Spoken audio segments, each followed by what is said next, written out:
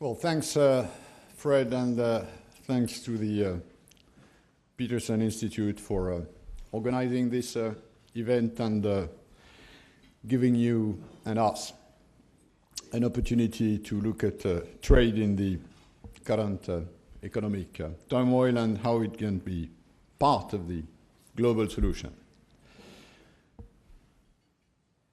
We always have to start with a joke with US audiences, and Fred nicely provided me the occasion for that in reminding that during 5 years I was CEO of Crédit Lyonnais. And the interesting thing to notice for US audiences at a time where obviously people are thinking of what's the right thing to do, should we nationalize, should we bail out, should we have sort of diffusion structures, is that Crédit Lyonnais was a nationalized bank which had to be bailed out. So you can do both, and I think that's food for thought for the Treasury here. Now, back to trade, which is my topic. I'll try to keep my remarks reasonably short so that we can have questions and answers, which, of course, are much more entertaining, at least for you. We are obviously confronted with the sort of worst economic crisis in generations, and with the first global crisis in the history of mankind. A crisis which threatens to undo the economic development achieved by many countries and to erode people's faith in an open international trading system. Trade has been another casualty of this crisis, with WTO economists foreseeing a decline this year of nearly 10% in volume terms, its worst result since the end of the Second World War. This virtual freefall in trade and the belief that more open economies are bearing out the brunt of this decline have led some to argue that trade openness has made economies more vulnerable to the crisis. The reality is different. At worst, trade has been a mechanism of transmission, but surely not the cause of the collapse in demand. The main explanation in this contraction is well known. It's the simultaneous reduction in aggregate demand across all major world economies.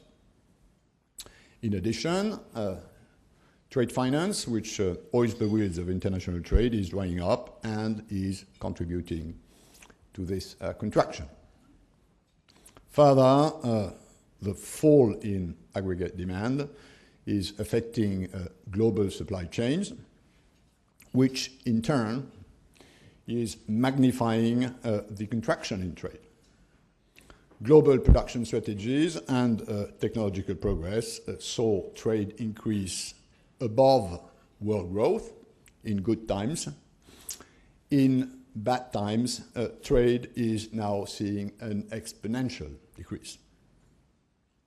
Finally, some countries have increased some tariffs, instituted some new non-tariff measures, and initiated more anti-dumping actions. Some of the measures that have been introduced to stimulate economies contain provisions that favor domestic goods and services at the expense of imports. True, most of these measures are allowed under WTO rules. True also that none of them has triggered so far a tit-for-tat chain retaliation. But there is no denying the fact that they have had trade chilling impact. Opening markets may indeed expose countries to greater volatility, but the response is not to turn away from openness. The response, in my view, is to ensure that market opening is accompanied by the proper international rules and by domestic policies that create insurance for workers or for business against this Schumpeterian impact of competition and the now well-known volatility of market capitalism. Traveling around this country in recent times, I've been struck by the malaise in many American men and women who put the blame of their job losses on competition from cheap imports. People who blame trade for the stagnation of their salaries, the loss of their medical coverage, or the deterioration of the environment. Now, we know that countries gain from trade as a result of the increased economic efficiency brought about by specializing in goods and services in which they have a comparative advantage. We also know that if accompanied by the right domestic policies, trade can be a very powerful tool for fostering growth and contributing to development. But the key lies in the if. More open trade is essential, but it is not enough.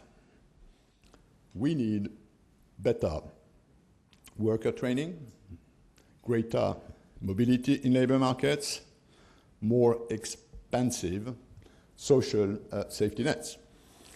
We need investing in critical areas such as healthcare, education, clean energy, and probably last but not least, a better regulated financial system. Adequate domestic policies also probably include greater investment in physical, social, government infrastructure, which help to increase the benefits of trade in rich and poor countries alike. Now, while rich countries can count on their governance, their know-how, their taxpayers' wealth to implement these policies, many developing countries simply cannot afford them.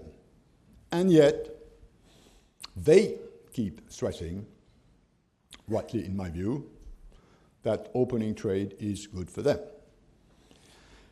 By breaking down barriers, trade creates a larger market and enables businesses to operate with increasing returns to scale. And this means that even small incremental input lead to large increases in output. And these efficiency gains from the international division of labor translate into higher incomes. And as a result, many economies that have been badly affected by the crisis have been enjoying decades of high economic growth. Take Vietnam, Singapore, China, Chile, just to name a few. Government in these countries have built important resources to allow them to manage the worst effects of the current recession. And since a global economy crisis of this severity is extremely rare, the contribution of external demand to increasing income will, over time, largely outweigh losses suffered during economic downturns. And we also know that this global crisis will eventually end. And when it does, economies that are more open will be a better place to stage a faster and stronger recovery. So my simple point is that retreating from market opening is not a solution to the economic crisis. For countries that depend on trade and have specialized according to comparative advantage, a reversal of openness will impose significant costs on their economy. And what is more, setting up new barriers to trade will be seen as protectionism and will risk retaliation from trade partners. One country exports or another country imports, and the other way around. Rather than reviving economies, the effect of this would be to worsen the global crisis. So, coupling together complementary domestic policies with trade openness helps magnifying the benefits of trade while at the same time blunting any vulnerability from sudden shifts in external economic conditions. Openness begets efficiency and higher incomes. Flanking domestic policies enlarge those gains and provide greater security when a crisis strikes. And the presence of these complementary domestic policies provides a layer of comfort to workers, which are then better prepared to face global competition, since they know there are social safety nets that will catch them when they fall. Without these measures, open economies are certainly vulnerable to external shocks, and politicians in those economies also face a sort of more skeptical public who will find it easy to blame trade when the economy is buffeted by powerful economic forces that many people just do not understand. Now, how does one keep the drive to open market in a regulated manner, and I wish to stretch in a regulating manner, at a time where the trend seems to be the opposite? Well, the GATT and the WTO have provided the world with more than 60 years of economic stability. What business, what consumers want is exactly that. Stability, predictability, which have been ensured by this very basic principle of binding concessions, tariffs, services market opening. That means opening markets in a sure, in a definitive way, and by all the disciplines which are contained in the WTO agreements. And what we need now is a successful Doha Development Round to restore confidence at this moment of crisis and to reinforce the stability and the predictability of the global trading system. And that's why the Doha Round is simply the lowest hanging global stimulus package.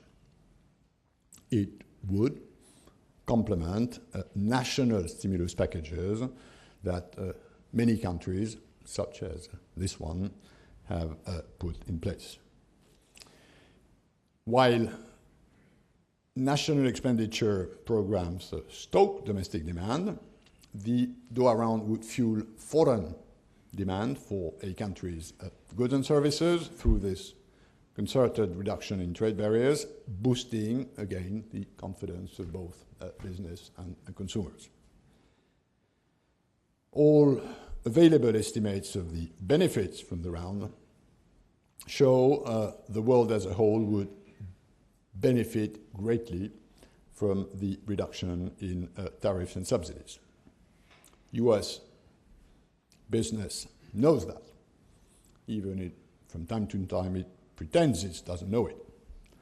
And as the world leading exporter of goods and services, and as the country with one of the world's lowest tariff barriers, it is clearly in the US interest to conclude a global agreement that would bring down barriers to trade and open market in other economies.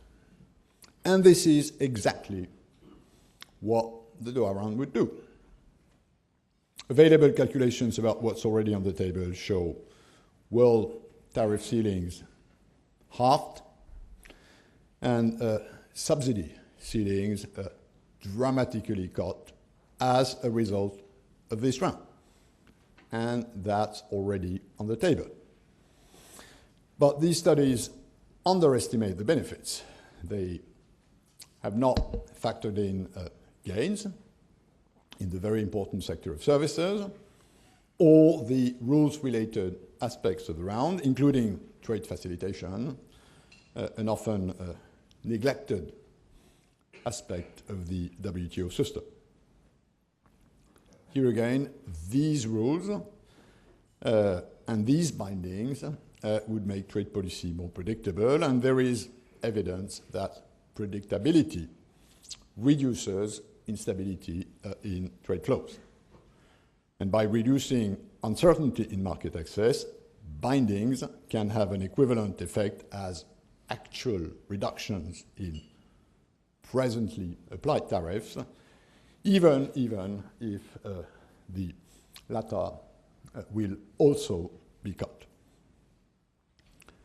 Since the beginning of this crisis, I've been, of course, because that's my duty, concerned about a surge in protectionism. I have now in my office a picture of two reasonably aged men smiling as they shake hands. And visitors often ask whether these are relatives of mine, my grand-uncles, or maybe my grandparents. And in fact, these two smiling gentlemen are Senator Smoot and Representative Hawley, the authors of this famous 1930 Smoot and Hawley Tariff Act. And why they now have their picture in my office, and that's my answer to those of the visitors who, trying to be nice to me, say, "Oh, your grandpa looks great." My answer is the reason why these two guys are there is because they are the true founders of the World Trade Organization. This picture is a reminder about rises in beggar-than-neighbor trade responses, which can quickly spiral out of control, as we saw in the 1930s. Which is why I have taken the initiative, which WTO members have so far accepted, to monitor the measures taken by our members during the crisis as a sort of a device to provide transparency and through peer pressure preempt this dangerous threat. It operates on the principle that sunlight is the best disinfectant. Or to use another image, like the canary in the mine, it tells us if we are keeping protectionist pressures at bay. Now, as important as it is to open trade, we must also move forward. And a successful Doha Round would show that even in the midst of this global economic crisis, nations can successfully cooperate to reach global solutions, and this probably would augur well for our ability to find cures for other pressing global problems which require, obviously, a lot of cooperation among nations, such as climate change, where the clock, as we all know, is ticking for Copenhagen. Because we are in the Peterson Institute, whose research is respected, well known, one or two remarks about an academic view, which I have heard recently, according to which the Doha Round is no longer relevant.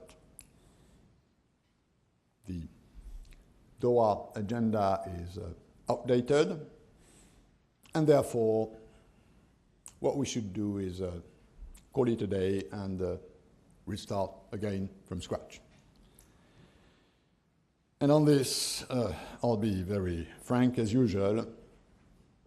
I've been puzzled by such comments, but which is probably much more important, many WTO members have been angered. And a vast majority of these WTO members who have been angered are poor developing countries. Take the African cotton producers who are awaiting the conclusion of the round to see cuts in trade distorting cotton subsidies. All those who are awaiting the elimination of current export subsidies on dairy. Please notice I've balanced my examples. Take also the negotiations on the climate-friendly goods and services, which is part of the Doha Round. Here is a chapter with a huge economic but also job-creating potential. The Obama administration has committed itself to reducing U.S. greenhouse gas emissions and to making the United States a leader on climate change. Well, a successful round could deliver a package of nicely increased markets for environmental goods and services.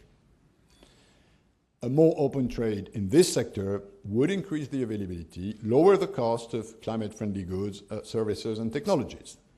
And this outcome would nicely complement a much-needed climate change agreement later this year in Copenhagen.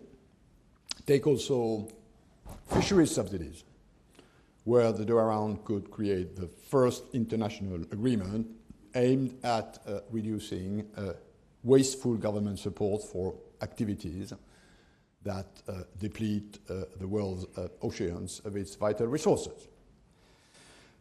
Not to mention about sort of quote-unquote outdated agenda, regional trade agreements or rules of origin, which were already on the table during the Tokyo Round, and which are part of the Doha menu, and which are often quoted by economic operators, the ones that know the real obstacle to trade because they do the trade, as undoubtedly necessitating clearer WTO rules. So it's not that our current agenda is outdated or our mandate obsolete. It is simply that trade opening is and will remain an unfinished business, having to cope with permanent changes in technology, in production patterns, in consumption models, and in the number and the relative position of the players. So finishing the round is simply about first things first. It's about addressing our immediate challenges first so that we can then build on them for the future. So our challenge remains concluding this round, which would put another brick in our 60-year-old global trading system.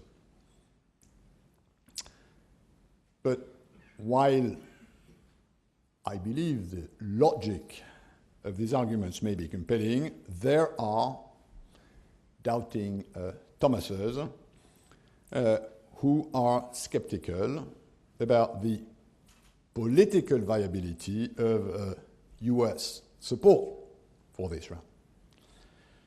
They point to a recalcitrant Congress who may actually wield the balance of power on US trade policy. And they also believe that the American public has soured on trade because of the crisis. And if you believe latest Gallup polls, a small plurality, 47% versus 44%, of the US public is more negative than positive about international trade. If you believe Pew, a small majority, 53% of Americans continue to believe that international commerce is good for the US. Now, what these polls suggest is that the US opinion on trade is in flux, but also that with strong political leadership, it must be possible to fashion a multilateral trade deal that the US public would support. It's not less trade that the US needs, but more and better domestic policies. There has been, in my view, excess attention to trade and a serious deficit of attention to these sort of domestic policies which help trade translate into benefits for the people. And this is where the task of reconciling the people of this country with trade, I believe, must start. And many of the priorities which were announced by the new administration, better regulation of financial institutions, improving the education system, creating a more affordable, more accessible health care system, helping smaller business, can be seen as crucial component of these complementary domestic policies we, in my view, need.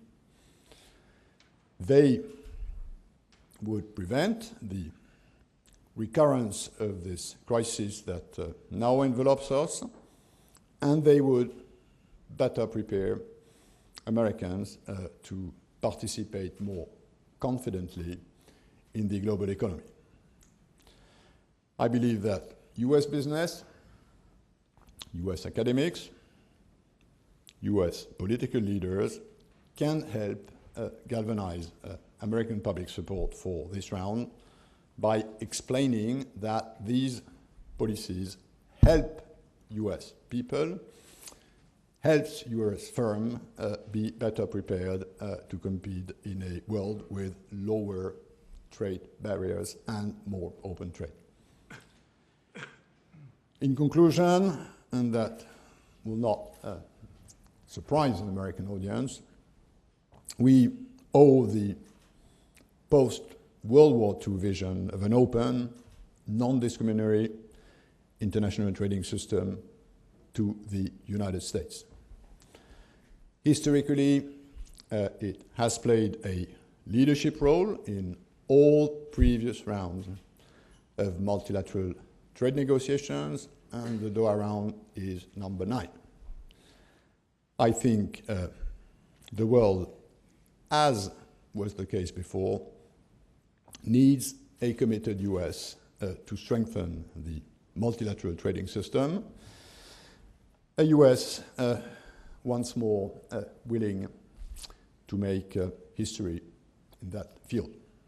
Thank you for your attention.